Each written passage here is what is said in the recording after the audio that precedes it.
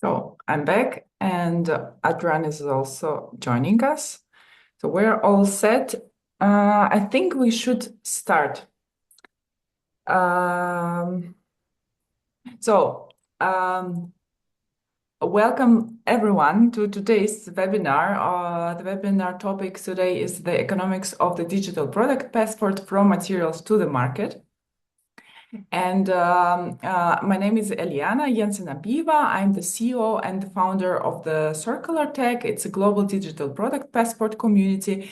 And today I'll make both moderating today's discussion and also kicking the things off with an introduction to the regulatory landscape. And we have an exciting session ahead today where we will explore not just the compliance part, but also what are the real economic impacts of the digital product passports are.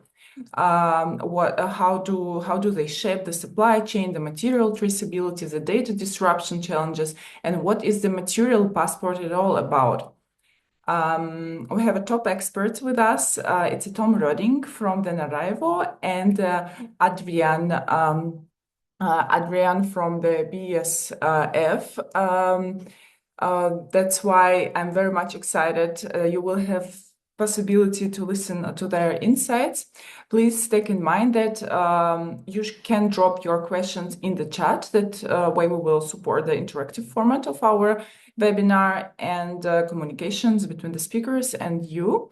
And also you will have some time after end of each of the presentation to ask your question direct to each of the speaker, and also to ask the common questions in the end of the presentations after all. Let me start with my slides. I'll share the presentation.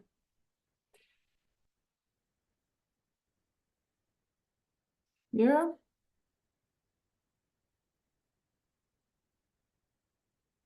Yeah, do you see my slides? Yes, I think, yeah. Yes. Super. So, yeah, like that. So the European Union is committed to a circular economy to reduce the resources consumption, as we all know, and the waste and emissions. And the digital product passports are intended to make more product-related data transparently accessible to all relevant stakeholders. However, the concept of the DPP is still relatively new for us, and the DPP is rarely shared in standardized manner, so the data of the DPP. Additionally, occurring the costs and some complexity for the companies. And for the successful implementation of DPP, the practical solution that works for all businesses is essential. And that is what we're doing in CircularTech, connecting the digitalization and the circular economy, so to say, universes, where we approach the challenges that occur during the transitions toward a smart circular economy, and in the core of which lays the DPP, as we believe. And the CircularTech represents that community that consists from many economical actors. As you see here, we are kind of in the middle and bridging the two sectors together.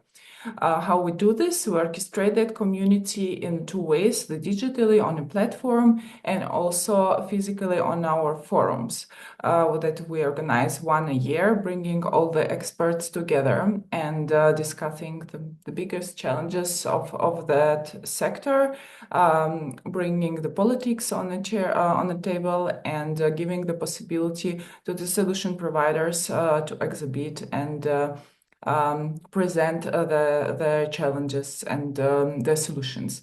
On a platform, it's a community management platform that enables the stakeholder collaboration, opening the possibility to enable the circular business models and find the right partner for its implementation. I wanted also to mention that this year we have our next CircularTech Forum that will be held on 22nd September 2025 in Cologne. And this year we have something new, and it will be the CircularTech Digital Product Passport Excellence Award, where we will find out what is the best DPP implementation here in Europe with our top expert jury.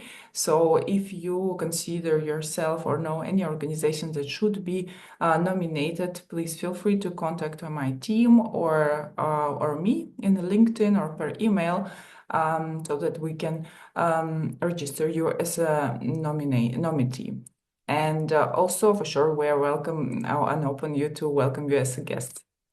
So let's start with what is it, the DPP from the European Commission side. So the European Commission defines the DPP as a structured collection of the product-related data with a predefined scope and agreed data ownership and access rights conveyed through the unique identifiers. And we know that give you a short overview of the regulation.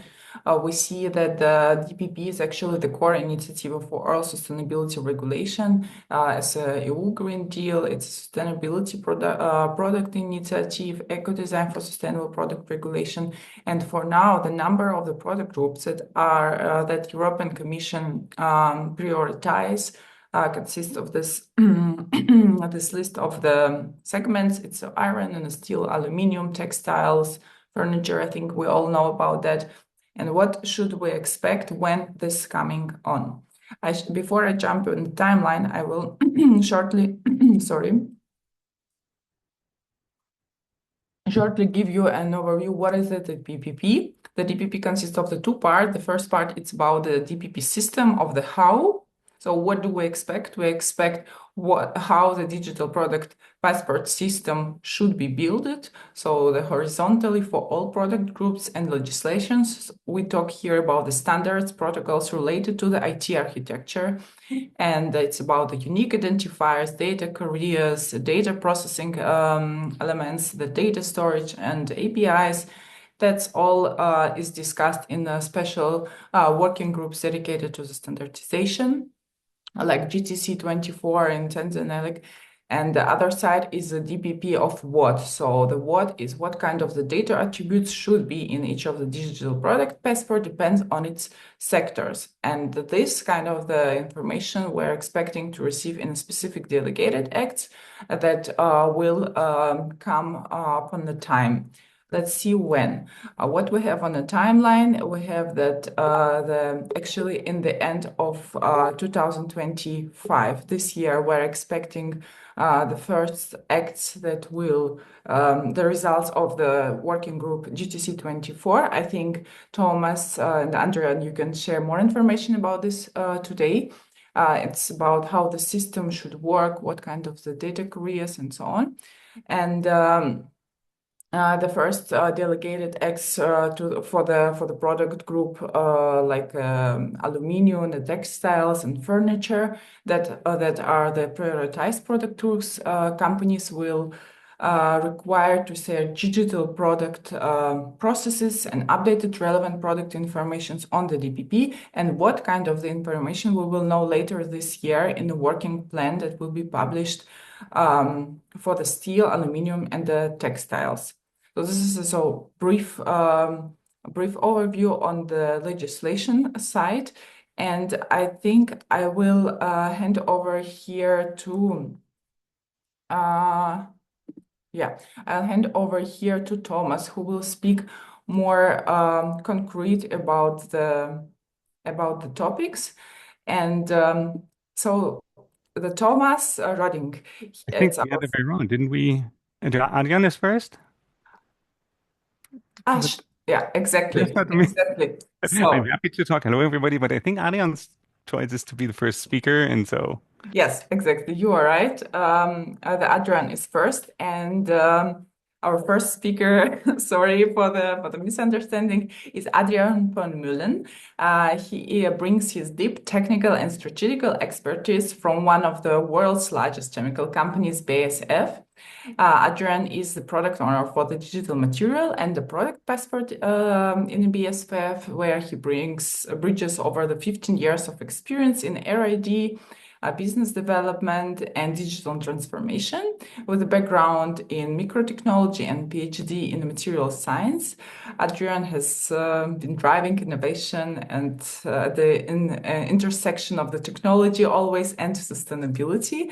So Adrian, today you will share with us a deep dive into the real-world applications of the DPP. Please, the floor is yours, and we're excited to hear you. Thank you so much, and welcome everybody in the Teams here, in the Zoom. Sorry, I share my screen. I hope you can all see my screen. I guess so. Yes. Okay, yeah. Let's get started then. So maybe just a brief introduction of who we are. BASF is, I would say, one of the largest chemical companies. I always say chemicals are everywhere, but not everything is chemicals. Important for you to know is that we have this kind of Verbund sites, which is per se a circular economy thing. And that's also what is our new strategy. What we say is, our ambition is that we are the preferred chemical company to enable our customers' green transformation. And I really want to highlight this green transformation aspect because we can help anybody who is downstreams to really adjust through our products how you select the right carbon footprint material. We can help you design products that are circular enabled, and we can also help to design more sustainable products.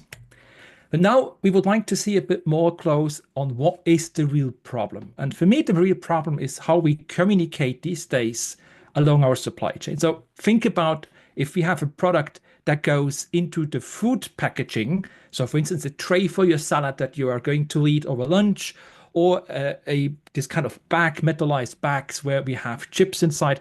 So just to understand how this is manufactured from the oil source to the petrochemical to the chemical refinement, where we may make out of the oil fractions, for instance, oligomers. Out of this oligomers, we make a film, can be a polyester film or polyethylene film.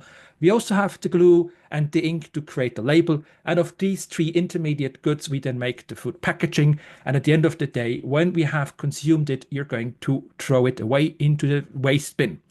That we would like to change, we all know, but let's just see how the communication work. So in between these different steps, we always use things like email, safety data sheets, and labels. So you may ask me, Adrian, is this a fact? Yes.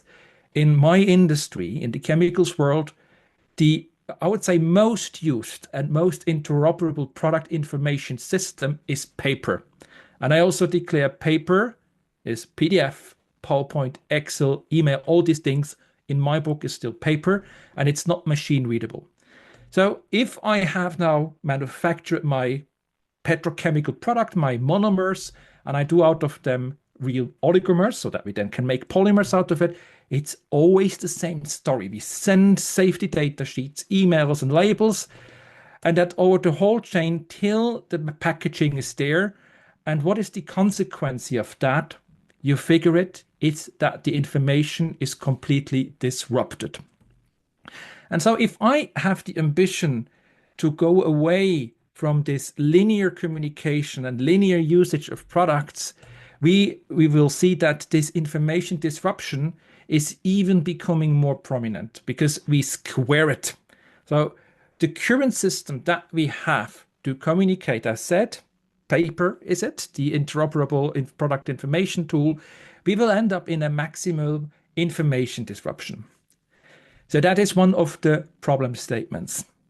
The second problem statement I would like to bring to your attention is this one here. It's not that I say the ESPR is not good. It's not that I say we shouldn't take care of our environment. It's just like there is a tremendous amount of new regulations hitting different industries. And as I said, chemicals are everywhere. So we serve multiple verticals. We serve construction, we serve furniture, we serve tires, we serve personal home care. And all of these different verticals need to have different formats for different product information. And for us as a supplier with a horizontal representation, it is like we face a regulatory tsunami. And that's why we said we want to find solutions to that. And that's why we said we want to go for a project. It's called GEM-X. It's another one of the -X projects in the manufacturing X universe. You see, we have several other chemical partners like Covestro, DAW, Henkel, Merck, Wacker.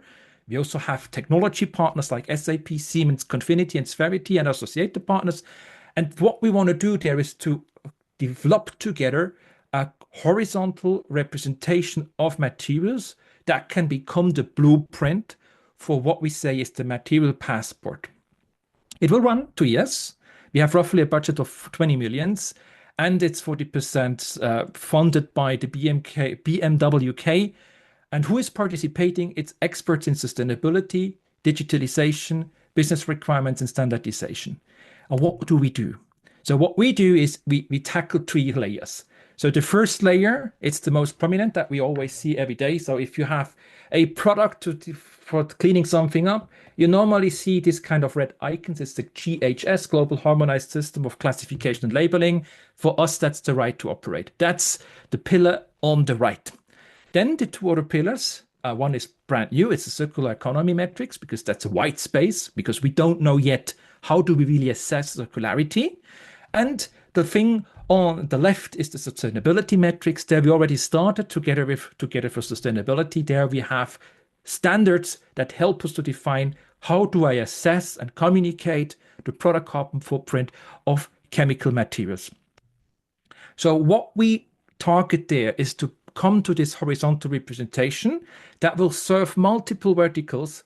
And this horizontal representation, we name it the digital material passport. And for us, it will be a game changer for our industry and the downstream industry in information communication, because it's a tremendous game changer as we move away from paper and we go into a machine readable passport or representation of our products, which will be interoperable. So if you are interested in what is interoperability, you may do a deep dive into the ISO 19941. It's cited. You will get the slides. You can download it and read it. It's interesting.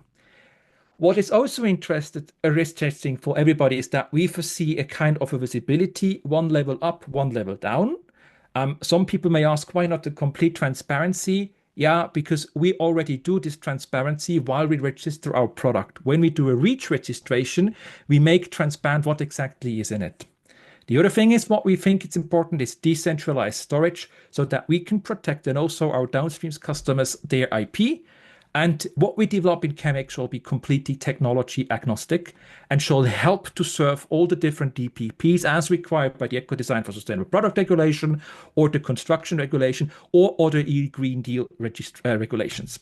So what we are going to do, we want to bring together the dots in a supply chain. So if we have our chips package, we want to really end up in a kind of a digital representation of that chips package from the material point of view. It mustn't be a digital twin, it can be a flat file, but let's step into it. So if I have my packaging, normally we start with the polyethylene or PET, polyethylene terephthalate substrate, which has a metallization inside so that it's food contact material approved.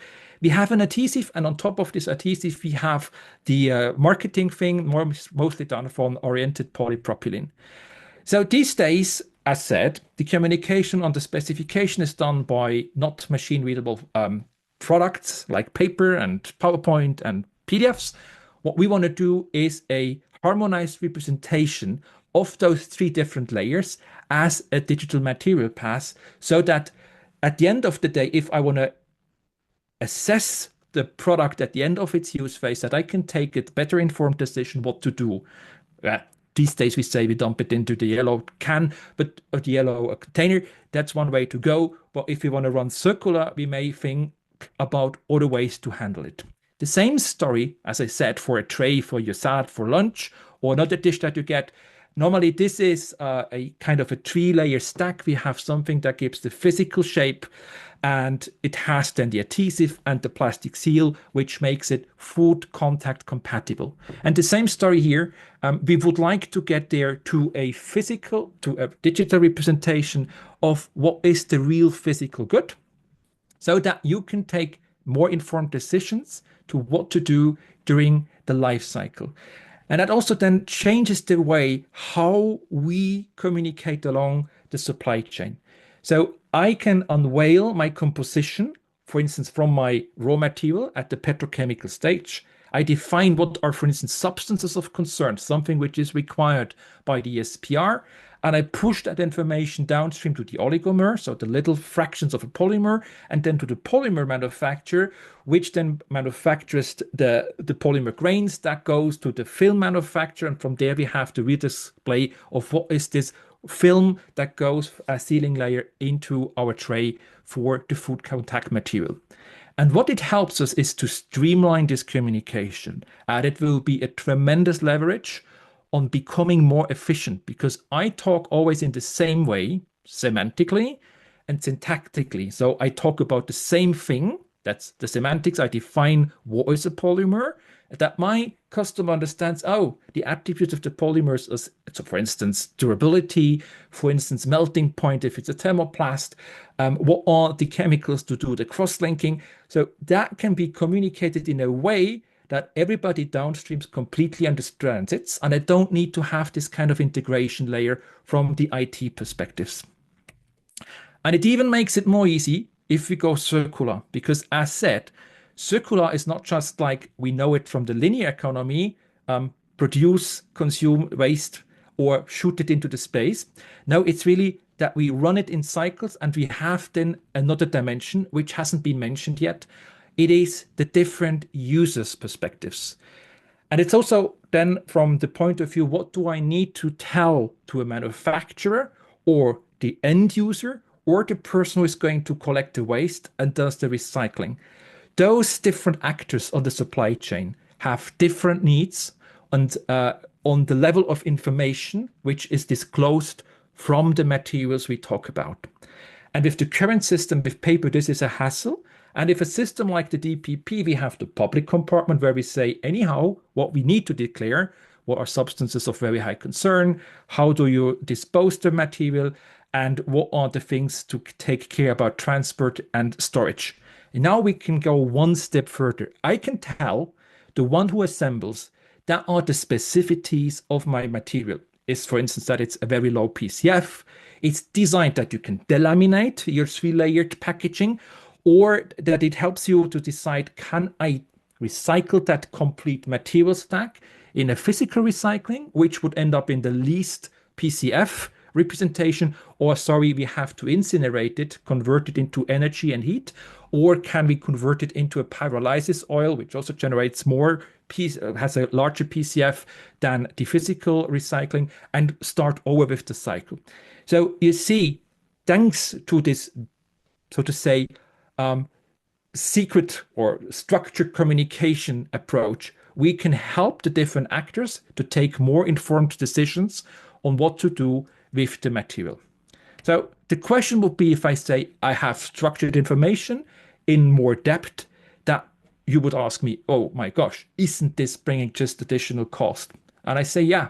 Why? Because you will need to talk more with your upstreams to supply chain. You need to gather information from your raw material. You maybe need to educate your suppliers on the data points you want to gather. And you may also invest into your IT system, because DPP systems need more data and you need to handle them. And if you have to issue these DPPs, you have another transaction or another service level that what you have currently with your PLM, PIM, or ERP systems.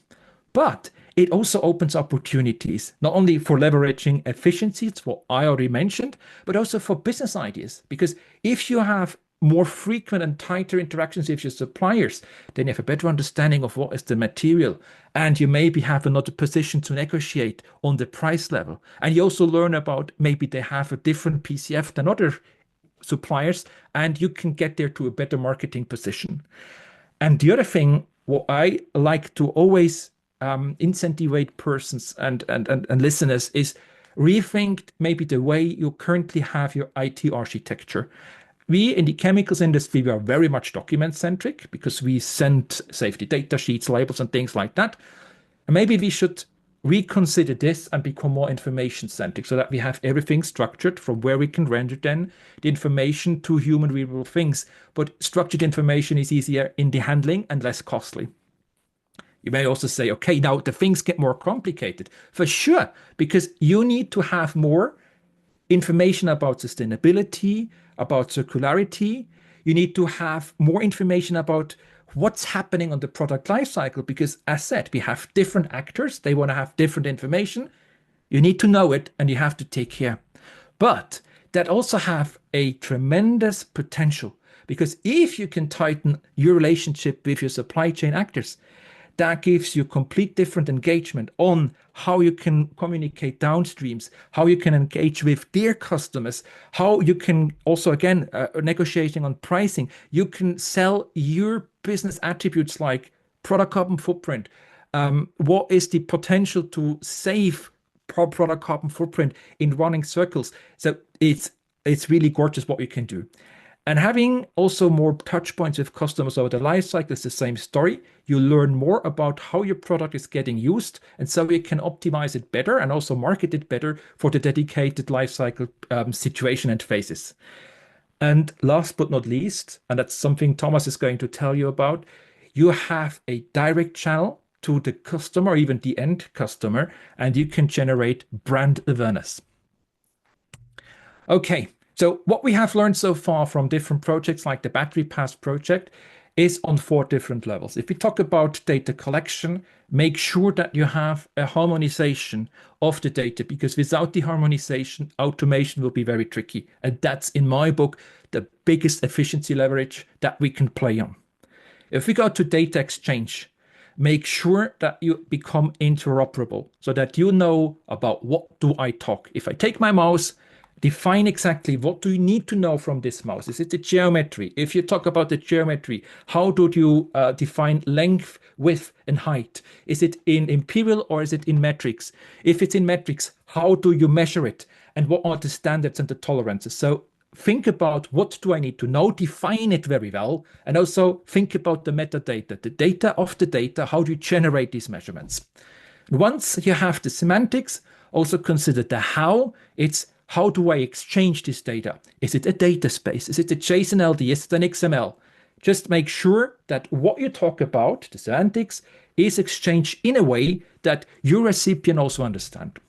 And make also sure, if you have kind of rule sets and things like that, that this is auditable and it follows standards, because standards help to establish exactly this understanding. What do I talk about? And last but not least, on the data access level, make sure that you have the compartments for the different roles that follow the life cycle of your products, because not everybody shall see everything that you have. And now if I have my customer or my user in my view, and I would design a system architecture, for sure, the key thing is how can I interact with the systems that really generate the sales, where you have the interaction, where the transaction takes place. And this is everything that is fed by this consolidated data layer, where you then put information from your suppliers, from your manufacturer, to serve all your endpoints. And you see, I would say most of those systems you already have in place, or you have Excel spreadsheet or other tools that help you to go through this data lifecycle. And the DPP is just one add-on. It interacts with the customer. That's for me one of the most important things. It interacts with the system where you have the closing of the deal, and you need then just to extend to a DPP system where you can generate the DPP, and also making sure that there is a DPP backup once you are, so to say, out of business, or where you have a system outage. So it's not a complete new thing. It's an add-on to what you already have to run your business. And for me, it's really important that we think about using existing standards, because you have seen tons of the systems we will need for the DPP issue and management are already there. And so if we take care about standards that are already there, we then make sure that these system parts work seamlessly together. And then we can really make more use, benefit, greenhouse gas reduction of the products and materials that we generate with our work stream. Having said that, I have just a short checklist for you that helps you decide whether or not to engage with a DPP. So the first question is, have you a business case? Are you an economic operator? Are you falling under the ESPR or any other green deal regulations that requires a DPP? Are you aware of the eco design requirements and the timeline for your product categories? Do you know what is then required to fulfill these eco design requirements? And do your supply chain partners know it? Maybe you have to teach them. Do you have a system landscape, just the chart, the two charts before, that can store the data? Have you in place a system to cover the roles and responsibilities of the different actors over the life cycle of your product?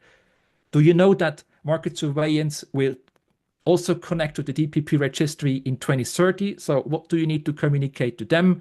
Are you capable to issue a unique identifier and to make DPP backups? And have you any kind of supplementary services that you would like to push through? And having answered all these questions, is there still a viable business case? Then I say, hit it, go for it. My take-home message is for you. Help us to get to a harmonized representation, digital representation of materials, because that's where everything starts and everything ends. If we mess that up, circular economy will be very, very tricky. DPP information shall be sovereign for all economic operators, and think about the DPP along the life cycle of your product.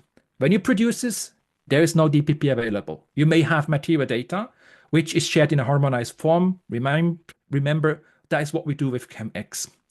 When the product goes to the market, there is a DPP issued. End of life, the DPP is revoked, and we do the material accounting. The DPP shall serve, this our strategy, but please on a need-to-know basis, because otherwise we have also, again, tricks on tracks with the IPR. And one more thing, which is in my industry very important, DPP are not a track and trace tool. You will find all the links I presented in the deck. If you have any questions and feedback, I'm happy to answer it. Book a meeting, get in touch with me via LinkedIn. And I thank you very much for your attention.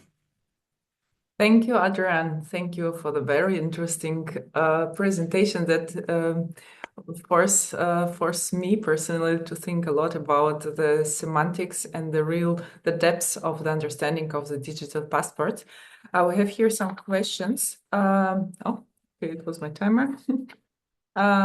We have here some questions from the guests. One of it, so I want you to understand that we cannot answer and take attention to each of the questions. One of the questions is from the Esther from the CSCP. What role will AI, artificial intelligence systems, play for the information transmissions?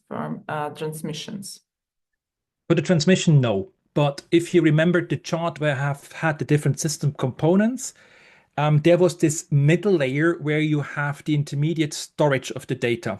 Some would say that's a middle layer or middleware or an ETL. So to configure those ETLs, to map information from different systems so that you match the semantics of the endpoints that you need to have to issue the DPP, I think AI can help us there in a great deal, because either you do this intellectual effort and do the mapping yourself, or you teach a machine, a neural network, to help you build that. And then you have the advantage whenever you change something in the system that you can rebuild this middle layer or this ETL easier through the AI. But that's a very personal opinion. Yeah. Great. The next question from the Levon Harutunian. How are you planning to address the interoperability challenge? Do you consider in your project that assess administration shall as a solution for the implementing the digital material passport? So some technical question.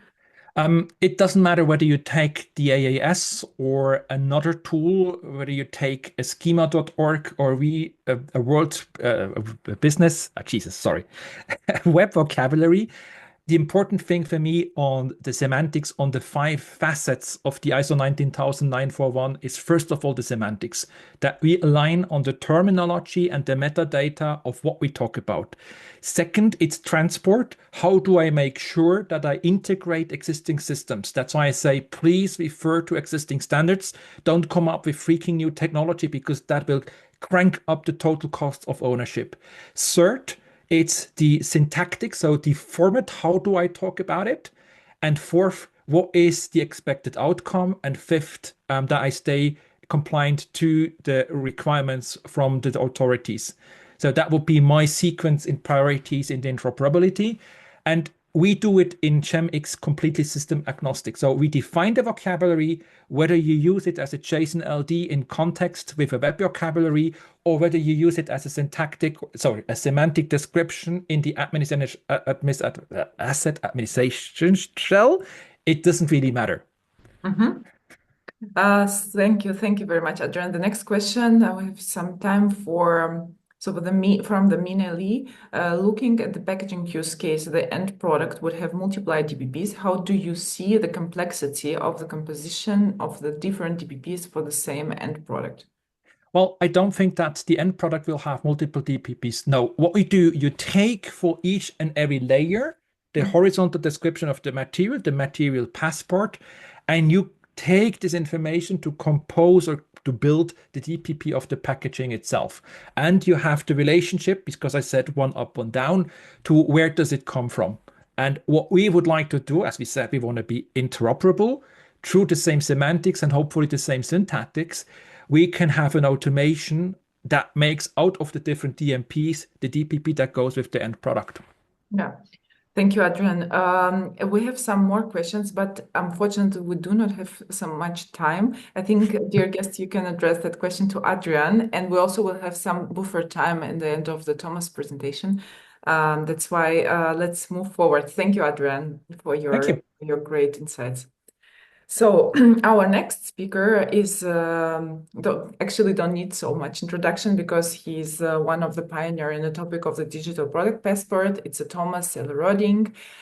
He is the founder and the CEO of Narravero, one of the European's leading companies for interactive DPPs. Under his leadership, Narravero has defined how we think about the product data, turning the physical products into the smart interactive touch points that transfer transparency. Beyond his role as a business leader, Thomas is at the forefront of shaping the European DPP framework, and he co-chairs the GTC 24 and is the National Dean NDK committee, helping craft the future of the DPP in Europe. And today he will share his vision on how we can move forward and beyond the compliance to create real business value. So Thomas, the floor is yours. Yeah. Thank you so much, Elliana, and hello, everyone. Good morning. It's still a good time to say so. And actually, I'm very happy that Adrian picked up a couple of those standardization questions, because today I'm not here in my capacity regarding the standardization. I'm entirely here focused on showing you a business perspective, given the headline of economics. And that's exactly where I would love to start. And let's see if I can see that you see my screen. Is that working? I see a thumbs up. That's fantastic. For those of you who have never heard of me or the company, very, very short summary about Narravero. We are running DPP as a service and traceability as a service for already many years. Altogether, we are serving nowadays about 200 clients in 12 different industries.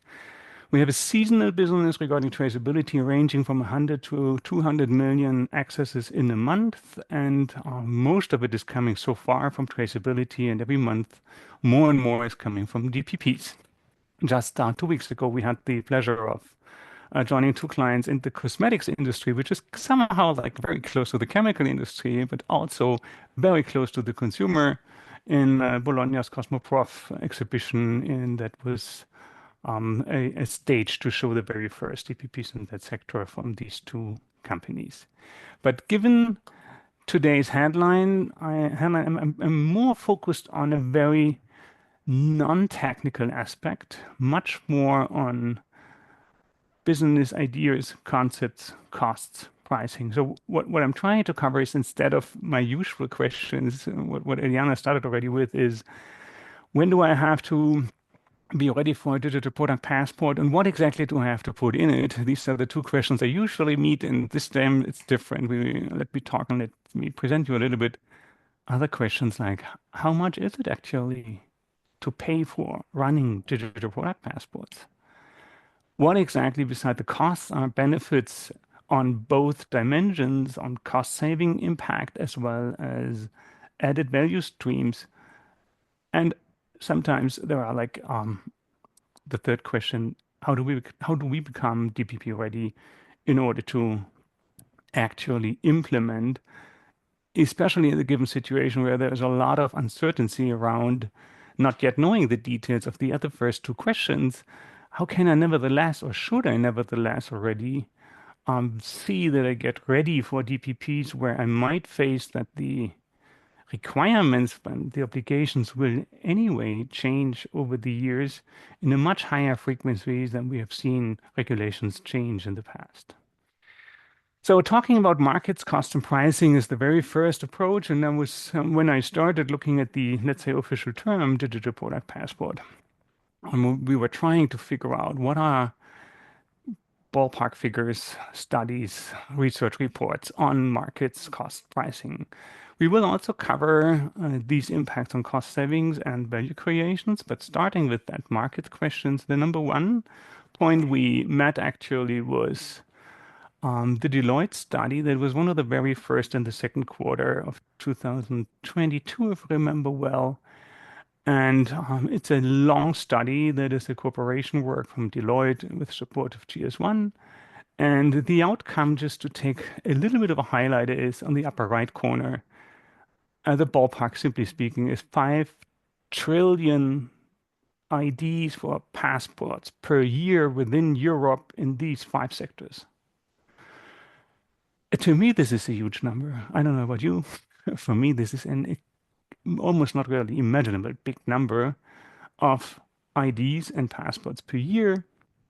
And if you dig through the 120 pages, you will find something indicating what could be a potential price scenario under the given scenario 3 of open standards, coming down to 14 to 15 euros for 10,000 IDs. Okay, it means like per passport, a tenth of a euro cent.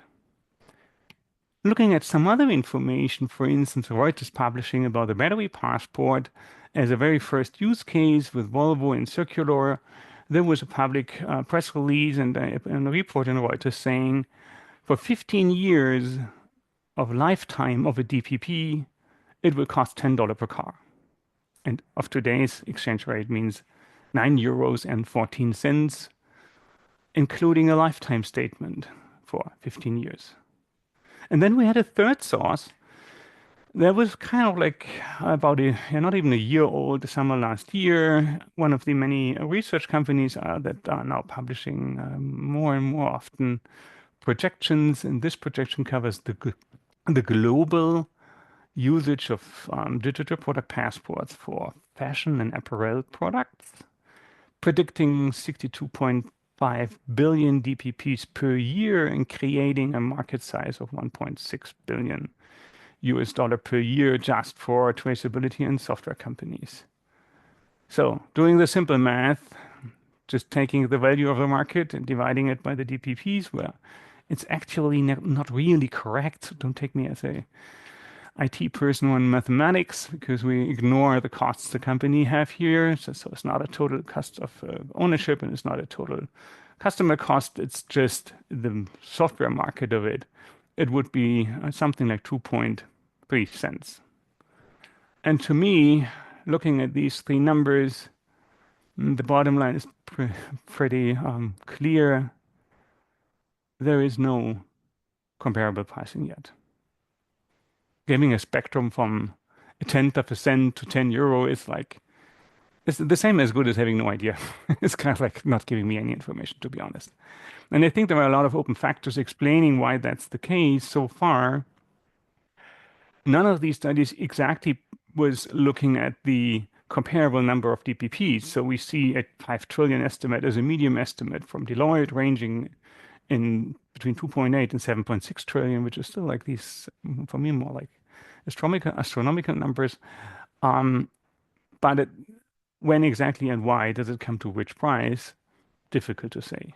And the other ones don't really refer. I have no idea how many cars Volvo was looking at when thinking about this number. And by ABI research is a bit different. But then there's the other questions. We don't know For instance, at the ABI research, for how long is a DPP around if it is a textile DPP? And so there are more questions. What are the features in each passport? Is this just the necessary presentation of technical information for sustainability and product data? Or is it even coming more into, can I resell my piece of apparel? Can I do any other extended services, sign up, register, be a member of a loyalty program, get discounts, have a tell a friend? I don't know what else. I don't want to be too fast in too many things. Just trying to see. There is so many other factors that have an impact on pricing that, coming back to the headline of the slide, there is definitely no comparable pricing yet. And I'm sure that will be better in the future, and by let's say getting a mature picture of the market, there will be comparable offers. But now, even if you look up for service providers on the internet and take a Google search on it, you will find everything from the first 500 DPPs for free to let's talk about a giant project before we even give you a number. And kind of like this is the range of reality. To nevertheless somehow help in this, at least often we see uncertainty, like how much does it actually cost and how do I get there? I will try to take you a little bit on some common ground to give you an orientation. What are the different subjects, which Adrian already mentioned in his presentation as well, to look at, to get an understanding, if I can split the big question in different, multiple smaller questions, maybe for each of those, I will find some numbers that help me understand what the different cost estimates and guesses should be. And to get through that picture, I'm trying to have a non-perfectly designed slide, helping you a little bit thinking about tomorrow. Let's say in a year from now, we are already running as a company, whatever we are producing, a system that also, beside our actual business, produces digital product passports. What are the key components to consider in the process if one or if many of these DPPs are actually created? And since this picture is with like too many components at the same time, I will try to disclose them one by one, starting with the left side saying, as Adrian already also mentioned, there is a ton of different systems regarding lifecycle assessment, product lifecycle management, customer relationship management, enterprise resource planning, manufacturing executive systems, product information management. I don't know. A lot of these nice acronyms with 3 letters saying all of them contain some pieces of information that will be reflected in the DPP. Okay, so somehow, and we'll come to back there later, we need to see that there is probably the need for an editorial system to edit, version, and have maybe variants even of DPPs for different regions, try validating and verification in the end in order to create templates, which we can use in a highly automated fashion in the actual production. But before we get something into the actual production, I'm sure everyone wants to verify and play around and see if the expected result, consolidating all these different data sources, is actually meeting the goal. Then a second point is DPPs need to be registered with the European Commission. There is, for the European Digital Product Passport, clearly stated, and that's where the standardization is already working on, register the economic operator, register passports, and there must be support for consumers searching passports on a web portal. So that means, on the other hand, for me as a business, I need to find a way how to have a milestone reached in the approval process, confirming this template is now ready to go, is ready for production, and we will register the product passport with the European Commission. And then thinking about whatever product it is, if I'm making bicycles or if I'm making jeans or if I'm making lipsticks, whatever I'm doing, within the production itself, I will run into the question, how do I automate issuing of DPP instances? It's always difficult without having a precise example to create the same image or picture in everyone's mind, since there are the differentiations of batch-driven passports, model-driven passports, item-driven passports, and I'm just trying to create a very simple picture. Let's say I'm making bicycles. Each bicycle has its own identity by a frame ID. So each bike will have an instance, and each instance is one passport based on a template.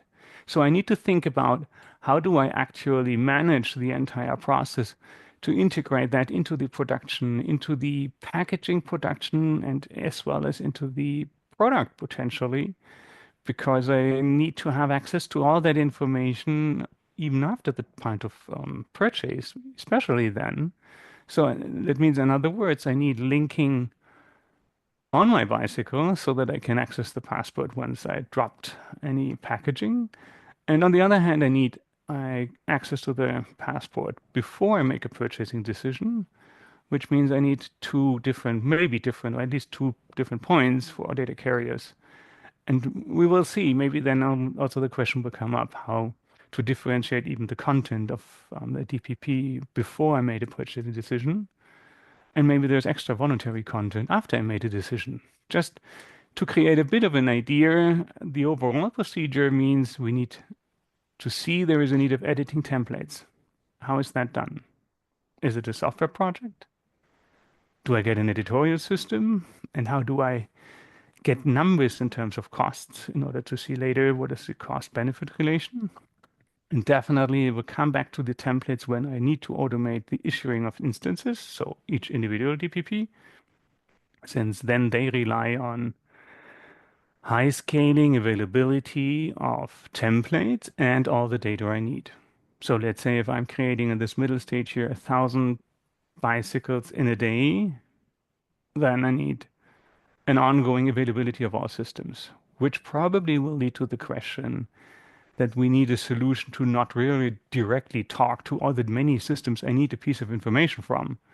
So it will probably already, as Adrian mentioned, lead to maybe BI compliant technologies, so business intelligence technologies, where I might consolidate data in a separate layer, having them available fast for automation and independent for automation, since I don't want to see that a PIM system gets 1,000 requests in an hour.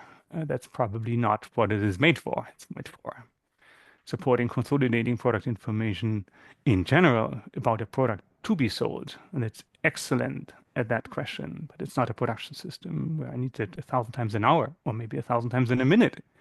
I don't really see that happening. So taking this picture to another level, where I usually meet this question, when do I have to be ready with my passports and what exactly has to be put in there? I think the other important question is to ask oneself, what's my plan to shelf time frame? So if I'm running a company constructing bicycles and we want to change something of the product, what does that actually mean? From the planned decision to change something to the moment it's actually available in the shelf, let's say, bicycles, I would say, okay, they're not usually standing, but in general, if you look at the graph, just giving some ballpark numbers, healthcare, naturally, thinking about all the certification processes is a long time if you change something to the moment it's actually available for sale. On the other hand, if you think about FMCG products, that might be usually much shorter. And anywhere in between, it's not the question if this is exactly correct, but it is important to understand from a business perspective of your own company, what does that actually mean? In our business, to look at past experiences, changing any product information, how fast is that actually available in the shelf? And we never really meet customers saying it's faster than a year. Usually, in our experience, it's somewhat between 1 and 2 years is the most common answer to that question, which, if you were a battery manufacturer, probably would cause you in this moment to rethink a little bit where you are. Let's say February 27 is not that far away, and if you want to be ready to test, it means summer 26. And so there is not much time left to get organized for that question. And thinking about that means usually, according to what we see, one of the biggest questions is, what's my status on data readiness? And just to be sure, terms, the biggest cost driver in implementation phase we see is the non-recurring cost part of ramping up this infrastructure, understanding data governance and data readiness, have a clear picture, and they think that's a huge difference between, let's say, big companies, where I heard already in the words of Adrian, they're thinking about ETL concepts, extract, transform, and load for data warehouses or data lakes or lake houses and all these IT terms. In the end, if you look at medium-sized companies, that's usually a challenge to connect the different systems, to find a concept, how to have all that data accessible, get it consolidated, get it independent from high-speed production.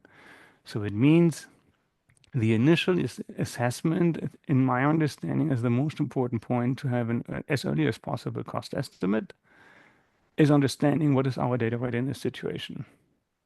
Even given assumptions, even if I know only 80% of what I'm supposed to be publishing in my passports, the 80% question is already a good question to compare. And how many of these requested data points are easily available? How many of them are available but not easy? And how many of them are not available, which means usually I have a supply chain question. Just the last part is a bit of a little like roadmap, how to get through all this jungle of questions. What we see is starting with the strategy understanding. Many companies do not have a single product portfolio, which means they run into questions, how many regulations are actually applicable to my different product groups in my portfolio. Let's say if I would be a sports brand and I want to just do very simple equipment for playing soccer, then I need a ball, a tricot, and a goal. But each of these three products has a very different impacts on regulations. If the soccer ball is made of leather, I don't want to even start, but it might make you think about the EODR and other questions, where the leather comes from. If you consider the ball to be a toy addressing kids younger than 15, then it's a toy safety regulation question. It's not anymore a sports equipment. And just to point out a few of the thoughts, still thinking about the tricot is, of course, textiles.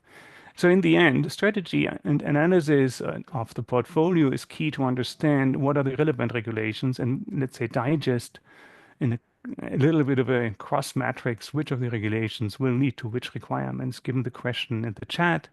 For instance, the packaging regulation and the ESPR relate to each other, and the packaging regulation states, simply speaking, if the product being packaged has a DPP, please do not put on a second data carrier, but take my data into the DPP, but distinguishable. That's one of the answers I see, which is an outcome of understanding strategy, how to introduce the different regulations. And I don't want to I'm using up my time yet, so speak faster a bit.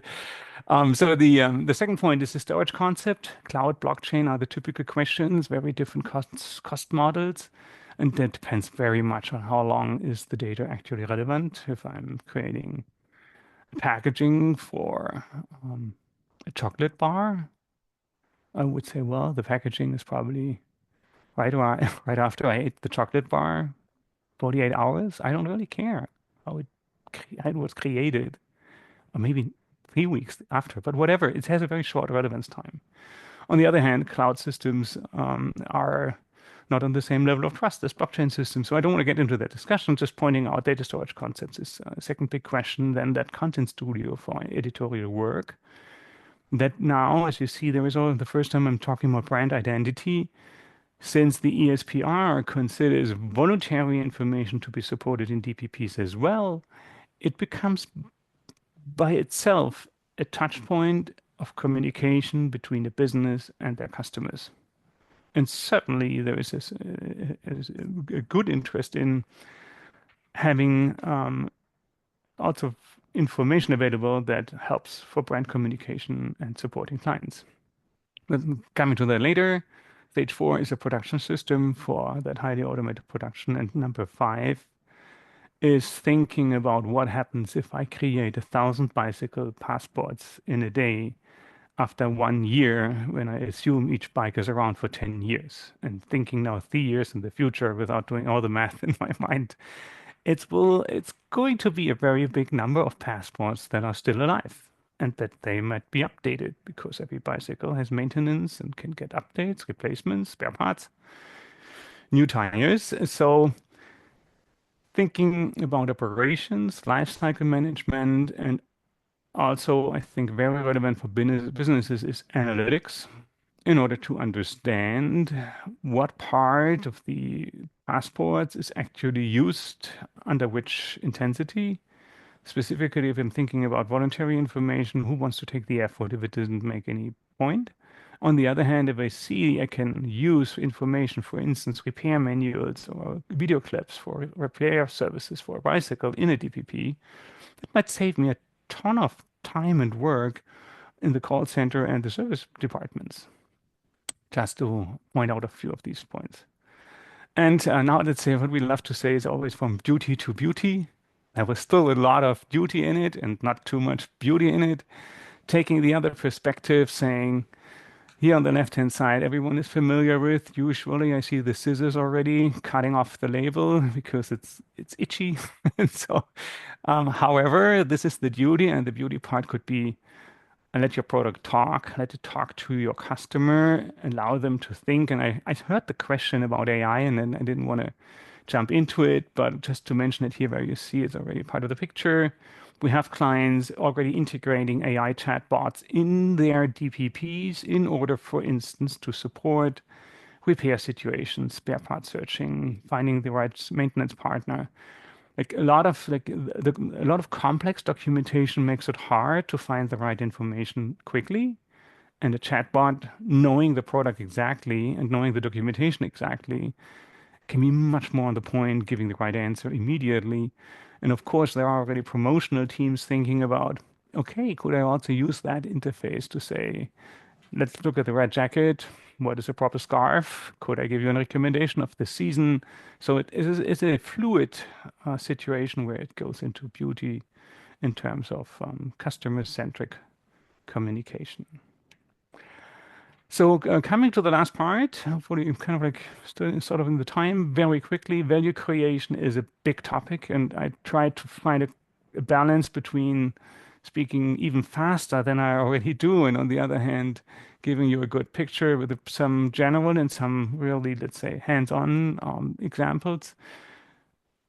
In my view, the DPP is number one, not an extra burden. It is a giant opportunity to reduce the burden of bureaucracy. Why? If I would assume we find ways to unify the communication of paper-based reporting into one and the same thing, where as a business, I have to report multiple things with the authorities regarding, for instance, the customs, the market surveillance, and a lot of other aspects. And if that would be one tool for all of it, that would help businesses a lot instead of always keeping 10 different interfaces and 10 different procedures alive.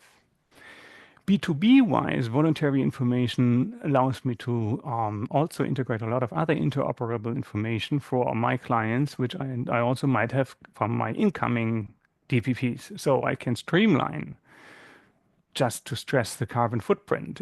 If all my suppliers are providing incoming DPPs for me and I can use them to transform the data into my DPP to the next in the value chain, that would be fantastic, instead of having that all manually. And last but not least, since I like the view of a customer, regardless if it's a, let's say, home use customer or commercial customer, it's a very versatile touch point, giving me a lot of options to think in services, some of them before I make a decision to have a better comparison, and lots of them after I made a purchasing decision to keep a product around, to get it repaired, to find a proper partner. And just very quick examples on that. For the value creation B2B, I'm coming back to the B2C afterwards. This is a draft study, it's not final, and we just try to get an idea on both currencies, cash currency and carbon footprint. What would be the impact of replacing manuals? Very simple question. And I'm not saying that my with big letters on draft on there. This is now a final economic scientific certified study. It's a preliminary work, but I think it gives an idea what would be the difference of carrying around thousands and thousands of printed manuals, not even talking about the trees that had been cut before that, to bring them to the client in order to bring them back to the recycling facility without ever being read. Replacing that with a carrier access to a manual digitally available through the digital product passport. It was for me a no-brainer in both currencies, regardless if it's the carbon footprint or the euros. It doesn't even matter if the carrier contains a bit electronic or not without the QR code or whatever RFID and NFC discussion. It doesn't matter compared to the impact of so many tons of paper that will never be printed and never be carried around. It's like, yeah, a massive difference. And talking the last part about just a taste of options regarding the consumer view on it, and I think you might have seen that already in a couple of other presentations regarding connected products. And I took this view and skipped a little bit the sustainability-driven view usually as number one, because I might assume that you have heard already today a couple of those benefits, and you see them almost everywhere. And I try to add a new perspective also to it from that voluntary part of information. It's a lot of options to be in direct connection, get analytics data, learn from your customers, get feedback. A lot of these services which I consider to be on the edge of, is it a sustainability service or is it marketing? If I allow you to trade in your old product and they give you a discount for a new one, and I take care of a proper recycling of the old one or refurbishing, is that now a sustainability service for proper handling of old products, or is it cross-selling or upselling just because I give you a discount? Should give you some ideas. This putting this in numbers, we do in a case-by-case basis, trying to have certain industry numbers, but I failed at finding a general answer that give you know exactly numbers, how much money you could earn by, I don't know, integrating repairs. That is probably something we will learn over time. Last slide, and then I'm happy to talk. Just a bit of this in the visual view, and I like this like mix because it's I thought it's a nice contrast to get a full picture across the industrial perspective on it and the consumer perspective on it. If it's a bit of cosmetics, a shoe to wear, or whatever else, a piece of furniture, a detergent, what are the different things? And I think there is a lot of AI questions within the product passports. And coming back to that last question, which was before, I also believe, because we are currently preparing those with some clients, AI support in drafting templates. For instance, can I picture that an AI support will help me in the future to make sure that my data points are compliant to the data point regulation? Oh, yes. That's what I would expect. But this is not tomorrow. It might be a year longer than that, but why not? Would make life just easier. So I hope that was some sort of entertaining. I'm happy to be connected. So just reach out to me directly via LinkedIn with the QR code, whatever you like, and I'm happy to take questions. And Jana, I hope I wasn't taking the time. Yeah, no, all perfect. Thank you very much, Thomas. It was very interesting and a fresh view on the question of the costs and the business side of the DPP. What I wanted to share also, some statistical data that 2021 and 2023 German Economic Institute poll found that the 2/3 of the companies are unaware of the digital product passports or see them as irrelevant, and only 4% have taken steps to prepare for that regulation, while 11% plan to engage with this. And meanwhile, only 17% are aware but choose not to act in the direction of the digital product passport. So what do you think is driving this resistance? And is it purely a cost concern, what we have here, or it's lack of the technical readiness, or there is a deeper skepticism about that topic on the long-term value of the DPP? What's your opinion about that? My opinion on that is fairly clear. I think currently most businesses see uncertainty. The only information they understand is I need to do something extra, but I do not even know what and I do not even know how. Mhm. So I don't see anybody being excited about that situation. But once they start to look at it a bit deeper and go beyond the question, what are the regulatory needs? Like regulation means I must do that. And certainly, if the only answer is I have to spend extra money in order to do something that I have to do, why would I be excited to run forward? But if I see the other part of it, what I can do with it, voluntary information, what I will gain as a data quality in my business, and what I can gain actually with this relationship, that's what we see. Let's say the early adopters are now producing DPPs without a data regulation yet. The more important question, and then I'm finished with the answer for them, was let me understand I'm ready to handle the requirements when they come up. And when they realize, okay, I'm okay with handling 50 data points, and if I get 10 more, I do not need to rethink what I've done. It's just 10 more that I need to solve.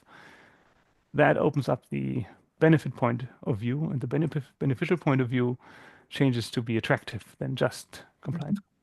Yeah, interesting. Adrian, do you see this differently from the BASF perspective, or you agree with Thomas? I slightly disagree because we don't see that much an asset in additional information sharing, but that's clear because, as said, our products are commodities, our customers are very price sensitive. But where I agree with Thomas, there is a huge potential in clearing and how to say organizing the IT infrastructure because as I showcased, we run into this maximum information disruption as there are always in between the different communication step data or silo breaches. And when we would start this so to say exposure to DPPs, then we would think, oh shoot, I have to forget about the way I handle information these days, document centric, and I have to go to more machine readable data. And once I do that step, I have a tremendous potential in efficiency leverages. And then I also can start to tap into what Thomas just said. But to go for additional information, you need to start first to do the basics and having the information of your product available in a machine readable way that you can share it in a scalable way. For our industry, that's I would say a quantum leap. It's not that it will happen next year or the year after. It takes us 5 to 10 years to get there. Yeah, I agree with you. Interesting to see both of your opinions. We have some questions here in the chat from Min. One question: agreed with the forecast and pricing numbers. They cannot be compared. The key question is, what is the scope of the DPP upon which the business case is done? Thomas, it was directed to you. Yeah, well, I think that's exactly the key question. Like, let's say some businesses, and I totally understand, Adrian, looking at materials, are doing the minimum possible. So let's say if I'm entirely cost focused and I can't get any extra benefits, certainly then I'm reducing the price views to the lowest amount of money that I can spend. And so some of these, which we saw, the numbers were not really taking into any of the consideration what is added value. Yeah. But if you take the other end, like appliances, electronics, and everywhere we have an end user that has a lot of question, then certainly those things turn around. Then the cost part is something I can't avoid, but the benefit part is giving me the business case. Okay. The Jasper question: would the process mean that all products have to get batch numbers? Practically, I can get the same product from two different plants with different CO2 footprints. That means also I would even have different CO2 footprints in the same plant for the same product if I use a mixture of different batches in the BL of the material. How is this approach to this?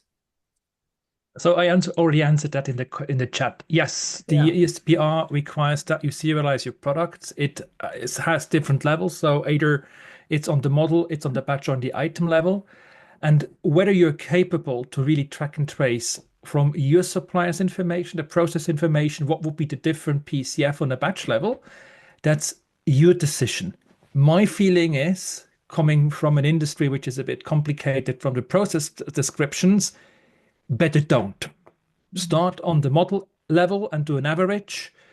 and just deliver when you have to. But if you see an advantage that you can have lower PCF products, if you optimize on one plant and you can have a price premium, do it. But then I would call it mass balance. That's what we do, because then we don't have this hassle to really showcase where do I get what kind of information, what is primary data, what is secondary data. Yeah, it's also a cost of infrastructure and keeping data up to date. And as just Thomas said, at which frequency you update the data collection and the roll up into the PCF. It's all a question of cost and what can you make out of the value if it's more accurate on one plant, on the other, on a batch level. Yeah. The one question from Johannes about the value. What's the equivalent taste of options for value creation for primary raw material suppliers with only B2B customers? For example, the oil refiners and so on. Yeah. Yeah, good question. Since I'm not a total material expert, I think that's Adrian probably answering what else could be part of a DPP which is not required, but helpful for you people buying materials. Can you help on that, Adrian? Absolutely. So there I have tons of ideas. It's just a question, can I get value out of it? As we just discussed, we are very price sensitive. But what I would like to see in the DPP of a product is also the information about packaging, because we know with the Packaging and Packaging Waste Directive hitting us in 2030, we have to report on recycled material content in the packaging and about at least 3 R strategies. So that would be definitively for me a thing that I want to cover with the DPP of this raw material.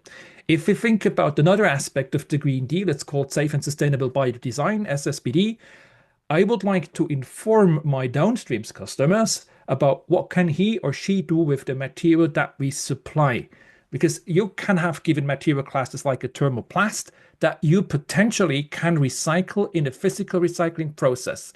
If you go for crystalline polymers or reticulated polymers, it's done. You just can shred it and either make pyrolysis oil out of it or heat. But it's your decision as an engineer to select what kind of material do I want to achieve a given specification that I sell to the end customers. And there we can definitely help as we understand very well our material. Yeah. So I think the company that issues the digital product passports, at least from my experience, it's so that the first question would ask how they can monetize also that processes and what kind of additional business models come on top of the DPP case, so that the digital passport is not just a data query and compliance tool, but also plays a role of the collection and enabler for the circular business models. And how do you think what role the digital wallets and IE can play here? And maybe Thomas and Adrian, what do you think? Is it possible to build on top of the DPP based on that compliance data, the circular business models out of that? And how do you imagine this with the help of the wallets and AI?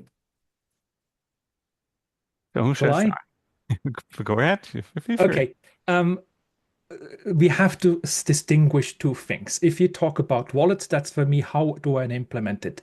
That doesn't matter for me whether it can foster sustainability and circular economy. So forget about the wallets. Yes, you can, given you have the data model and all the information to run circularity. So it's not a question of what kind of technology, full stop. Second, yes, but now it comes the big but. It's really depending on how do we going to design the circular economy business model. Because if I say, I want to take now my actual mouse and I want to design it in a way that it can run circular. So I take the ABS housing, I take the sensors, I take the battery, I take whatever I can, and I adjust it in a way that I can use it in our strategies. I can reuse it, refurbish it, remanufacture it, whatever. Now, I spend money to do this R&D. What do I do normally if I do R&D to achieve a new value proposition? The price goes up. So I, as a consumer, I'm absolutely not willing to pay for my mouse a premium so that I know that it's going to be circular. So how can I do now that I have a circular mouse having the same price point as today? The only way to do that is that we, at the recovery and in our strategies, till we really do the recycling of the mouse, that we generate their value. So we need to think about DRS systems, deposit return systems, that we rent the mouse or whatever. So it is not a question about the DPP and what do we share with the DPP. It's the question of how can we change on a macroeconomic level, not on a business economic level, on a macroeconomic level, the way we operate, for instance, the sales and recovery of materials in electronic products, so that while closing the loop, we generate enough of value so that we can cover the cost for the R&D that we're going to invest to get this thing circular. Mm-hmm. Super. Thomas, do you have something to add, or we move to the next question? Or move? Not at all. I'm just trying to take a different perspective, since that's already, I think, greatly covered by Adrian. The different perspective I see is circular economy and all the impact that is actually addressed will only happen if people behave as intended. So technology oh yeah, we have that data available, is fantastic, but only if somebody can read the carrier at any time. If I drop it in general waste, nobody cares. So what I'm trying to say is the interaction point, what I see as a foreseeable change in consumer behavior, once it's like a daily routine to understand every product has a sort of an interface, then it's key to make it attractive. Mm-hmm. How do I prolong the life of my mouse? Can I get it repaired? Or can I get it cleaned? And how do I clean it properly so that I like to use it? If I don't like it anymore, can I resell it to somebody else who like to use it? And so everything that is easy for me as just a regular being without being a specialist in sustainability, that eases the way of using sustainable services and offerings, is key to make the actual change and actual effort worth it. That's what I think. And it's not contradictory. It's just trying to be a complementary thing. Like technology is one part. Mm-hmm. Motivation, in my understanding, is key to make it actually happen. If I may, just adding on that, there is a BGT or Boston Consulting Group study which says the biggest value add you generate in transformation projects in the change of the culture and the behavior of the people. It's more than 50%. The rest is algorithms, AI, and software tools, tech. But the biggest chunk is really how do we behave on a larger scale. It's not just like individuals, it's really on a country level. That's why I always stress out it has to be macroeconomic level. I don't want to see the grüne Punkt 2.0 just digital, because that will not help to change and collect materials and material waste. It's us on a larger scale, and that's why we need to have somewhere incentives. Otherwise, we won't change. Yeah, I agree with you. Thank you. The next question from Andres Alcayaga. Thanks for the presentation. What do you think are the main aspects of the DPP governance and in an ecosystem? Okay, I'm not sure, not 100% clear on my understanding regarding the governance and the ecosystem. I can try with assumptions, and maybe Andres can give us a feedback if we understood it well. Yeah. From what I see is, once the delegated acts define data points as required, I would assume the next step is to formalize and have tools supporting the verification, at least the validation of the data sets. Mm-hmm. So if DPP governance addresses, is my DPP meeting the obligations and the requirements, if that is intended with this, I would think that is a very soon to follow step in the ecosystem of DPPs to have automated validation. And as I was trying to say within the speech, I actually foresee we have already startups coming up to us saying, hey, we have an AI that reads a specification. They understand ISO, whatever. And if you provide the documentation, the AI will tell you what is good, what is not good, and where to refine. So I see that as a next level to make it easier to be compliant with these regulations. That's what I try to understand as understanding from that question. Maybe, Adrian, you have better ideas or other ideas. Well, I would go for the same story. Make sure that the data contributing to this ecosystem is trustworthy, because otherwise, if we flood it with shit, what is the value add of sharing information? Exactly. Yeah. Andres, if you mean something other under this question, you can write it here. However, we have already not so much time. The last question from the Jürgen: if you organize all data in the value stream in digital twin one trust, the DPP is a protocol. The possibilities of the one trust, truth and controls the efficiency. Added value doesn't create bureaucracy, or does it? I'll start here. No, it is not a protocol. It's a container with information. The protocol is how do you share this information? And as I cited a bit above in the chat, listen to the podcast from Silke Obst, just underlining what Thomas said. If you have your information in a digital, machine-readable, and trustworthy form available, it will be much more easy to you to comply with all the requirements that governmental authorities have. You can report faster. So Silke Obst said in the podcast, I want the industry to invest in digitalization so that the bureaucracy for them gets lower. It will be the same bureaucracy, but you can comply to it in an easier way. So yes, if you go that step, but given that you forget about your document-centric architecture and you go more for an information architecture where you have structured and machine-readable data according to a given semantics that both parties or multiple parties understand, and you follow standards that are out there, definitively I see that there will be an easier handling of all those kind of requirements. Yeah. Yeah, Thomas. A little comment on it, because I like that Adrian quoted now Silke Obst. Yeah. Everyone should know in the DPP world, she's the one on commission side being responsible for the DPP. And I had the pleasure of joining yesterday's talk on Hannover Messe, where she was on the panel discussion. And so quoting and adding to what Adrian just said, she was really strongly inviting every business that has contact to Brussels, please, whenever you are in Brussels, mention you don't like paper. You want to get it digital. Yeah. It's kind of like the same mainstream saying, hey, once we understand, we get that the paper, rid of the paper and put it in digital records, that's it. That will have a lot. And the better this message gets to everyone's mind, the better we have a good idea of not only saving a lot of paper, but also creating a ton of other great impacts on sustainability as well as on businesses. Exactly. Yeah, exactly. Thank you, Thomas, Andrea, and thank you very much for your insights and that you found the time to share with us your expertise. It's a big input, I think, in developing the topic and step by step shift the implementation of the DPP. I want and I hope that I will see you on our forum, in CircularTech forum this year. Here is the slide that says about that. We are very happy to see all the people who are interested in the topic of the digital passport and meet the experts from European Commission, DG Connect, DG Grow, DG Environment, the standardization experts, interoperability experts, solution providers like Thomas, and industry representatives like Adrian. The information about the award of the Circular DPP Excellence Award will be open soon.